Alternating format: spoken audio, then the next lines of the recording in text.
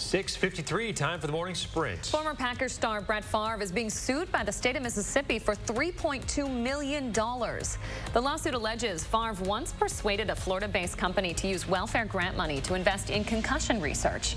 It says he hosted a stock presentation at his home where they agreed to use the money. 2 weeks ago, a mother and son who ran the nonprofit pleaded guilty to criminal charges tied to misspending and said they would testify against others in the corruption case. Madison Police Chief Sean Barnes asking for patience this morning as they investigate the vandalism at the Wisconsin Family Action Office. Investigators found 2 Molotov cocktails inside. Those have been turned over as evidence to federal authorities. Other new details regarding the investigation remain on short supply right now. A yearly warning today from the Department of Transportation. With the rising temperatures this week, drivers should be on the lookout for pavement buckling. The greatest risk for it to happen is when the weather goes from cool to very hot very quickly, which will happen these next couple of days. California-based Arrowhead Pharmaceuticals breaking ground on a new lab and office in Verona yesterday. Arrowhead creates RNA-based medicines and will be researching and developing some new meds in Verona, while planning a 125,000 square foot lab and a 160,000 square foot drug manufacturing facility. They expect to employ a little more than 200 people. Looking ahead, Wisconsin's DNR trying to make it easier for people to get outside and enjoy the weather by hosting a free fishing weekend across the state on June 4th and 5th.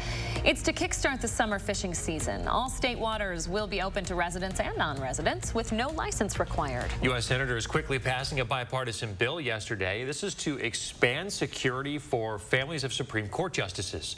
It's after that leaked draft of a majority opinion which indicated the court's poised to overturn Roe versus Wade. It also comes after protests at some justices' homes. The bill was approved unanimously. In an effort to close the digital divide, President Biden announcing a partnership with the nation's internet providers. They're committing to help low-income families gain access to high-speed internet. The news follows provisions in the administration's infrastructure law to subsidize wireless internet under the Affordable Connectivity Program. And the Washington National Cathedral honoring the nearly 1 million Americans who have died of COVID-19. Last night, the cathedral bell rang 1,000 times, one time for every 1,000 people who has passed. The CDC's count for COVID deaths in the U.S. stands at more than 995,000 people.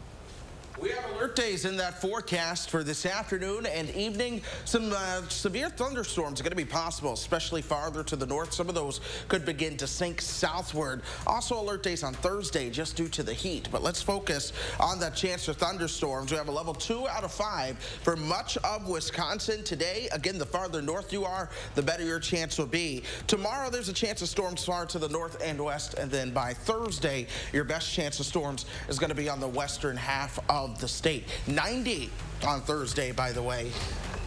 Cooling off by next week. Boy, get ready for a hot one. Steamy. That's the and best stormy. we can do. Yeah. Thanks. Thanks, Chris. Thanks for joining us, folks. Have a great day.